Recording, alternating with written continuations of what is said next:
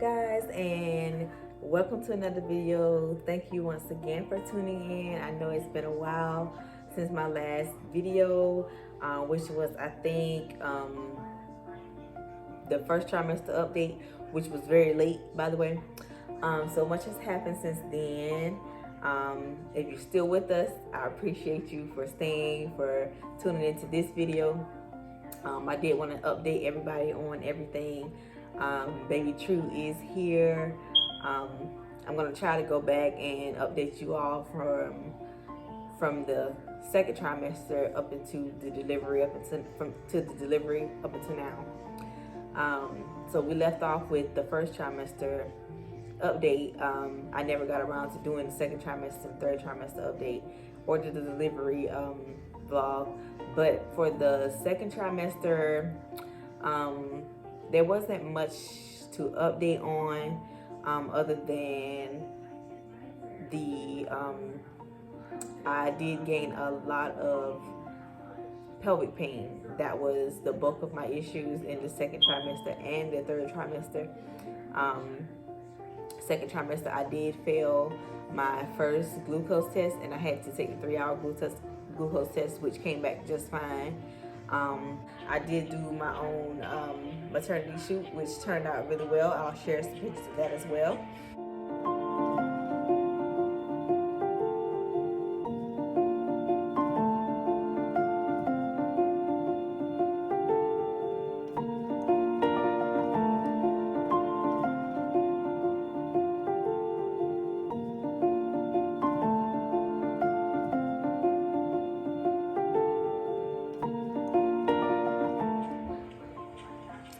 And I also had a virtual baby shower,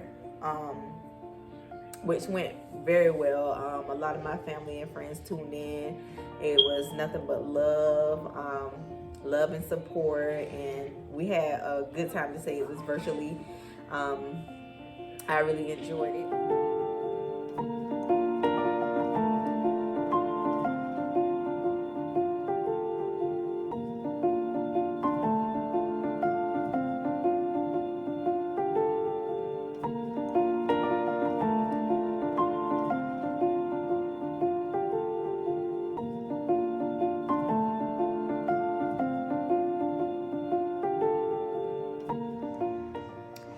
Other than that, those were the only symptoms that I really had that were worth updating in the second trimester.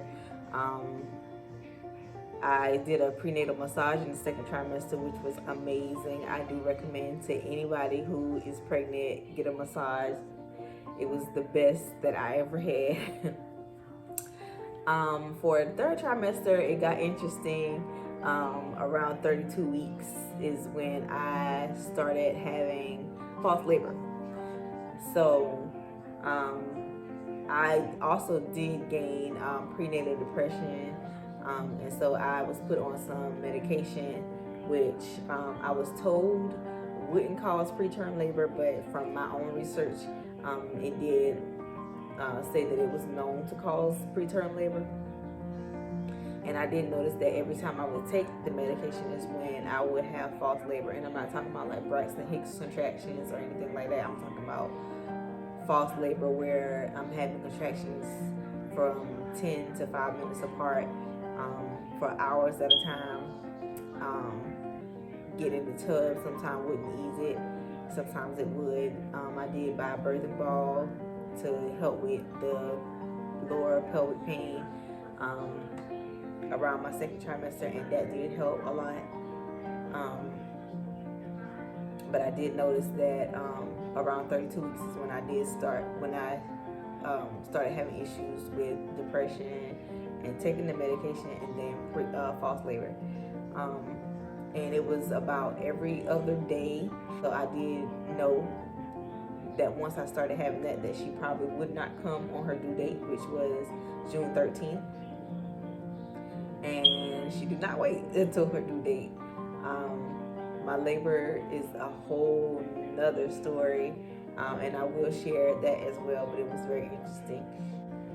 But that's pretty much it for the third trimester. Was the preterm labor, the depression, and the lower abdomen pain. Those were my main symptoms throughout that time. And now I'll get into sharing the labor and delivery story. Okay, so I'm back with my labor and delivery portion of the vlog. I did started having preterm labor at 32 weeks, and I don't know if it was for sure from the medication that I was taking, but it was on a regular basis. It was like every other night. May 18th around 1:20, I think it was, in the morning. I went to roll over to get comfortable in the bed, and I felt something that felt like a pop. I did feel a little bit of contractions before then, and I could feel a few contractions in my sleep, but it wasn't enough to wake me up. And by this time I was used to it because I was having so many nights of false labor. It would always start around the same time, around 12 or 1 o'clock in the morning. And so when I started feeling the contractions, they weren't bad enough for me to get up and get in the tub or anything, or for me to actually think that I was going into labor. So it actually didn't even wake me up fully out of my sleep. But when I went to turn over to get comfortable in the bed, I felt something that felt like a pop, and I had to use the bathroom. So I got up to use the bathroom and noticed a little trickle when I first kind of shifted my body. And then when I got up out of the bed, there was a gush of water, and I was like, is this actually my water, or am I using the bathroom for myself? So I went in the bathroom, and it was still coming. I sat there for a few minutes because I didn't know if it was really my water breaking, or if excuse me if you hear noise in the background, my kids are here eating, and excuse the fire alarm noise as well, because we got to change the battery in it. But back to what I was saying. So I sat there for a while because I wasn't sure, and I was like, I'll be embarrassed if I go to the hospital and they tell me that I'm just using the bathroom myself. But after it kept coming and the contractions was coming right along with it, like every 5 minutes, I finally woke my husband up and told him that my water broke and we needed to go to the hospital. So he woke the girls up. We got up, and I pulled on some leggings and some tennis shoes. Forgot to grab my bag. Didn't even have my bag fully packed at this point. But then we made it to. As we got in the car on the way to the hospital is probably about 15 minutes away from our house. The entire ride there, with every contraction, which was about 3 minutes apart at this point, with every contraction it was a gush of water, and they were coming strong. So I knew for a fact that at that point that it wasn't, I wasn't using the bathroom myself. This was really, I was in labor, like the baby was coming. So we got to the hospital, and Travis went in to get the nurses. They came out and got me in a wheelchair. They rolled me up to labor and delivery. We got there, and within, the only thing I had time to do at the help desk was give them my ID, and then they had to roll me into the room. So they gave me everything to change into the gown, go into the bathroom. So I did that and couldn't get out of the bathroom because I kept having contractions every 3 minutes. So they kept asking, "Are you okay?" So I'm like, "Yeah, I'm trying to get out." Like I keep having to stop.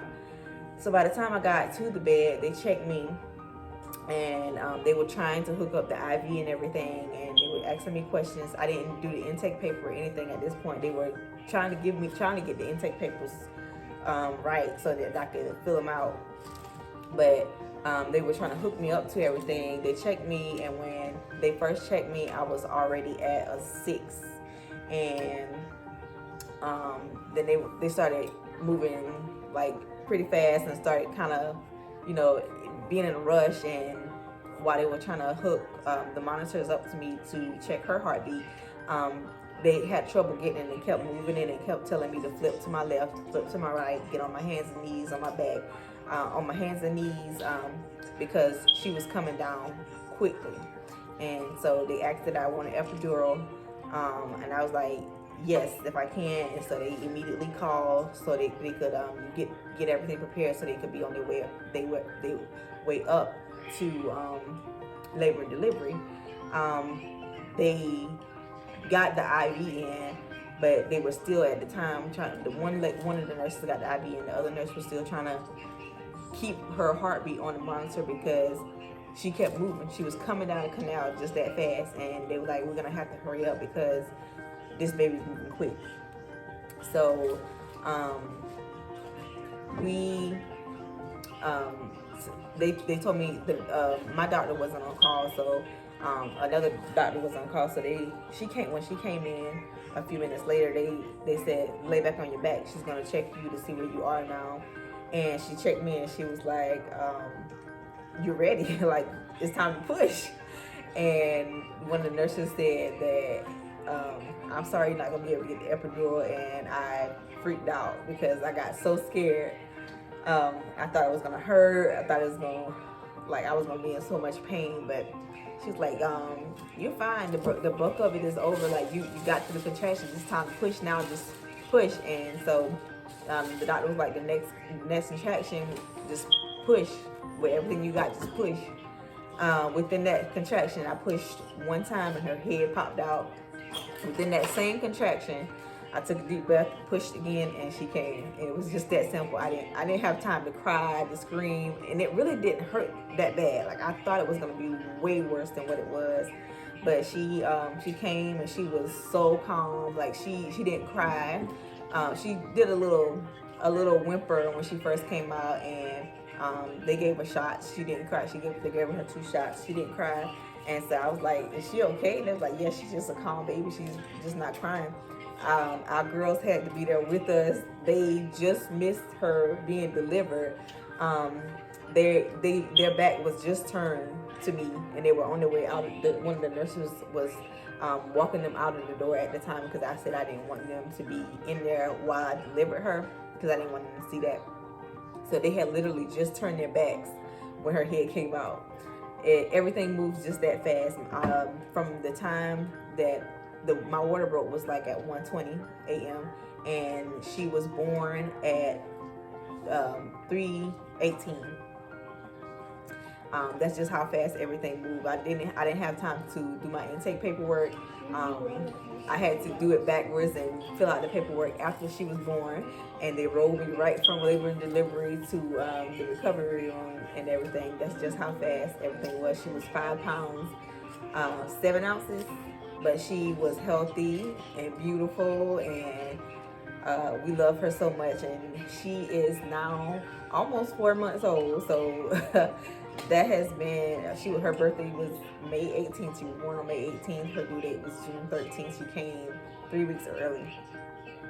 But she was enough to be able to leave the hospital. We didn't have to. We had to stay.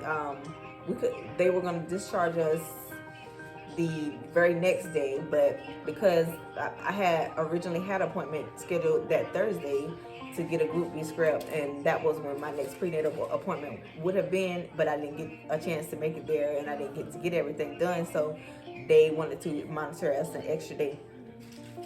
She passed all of her tests and everything, so she was completely fine.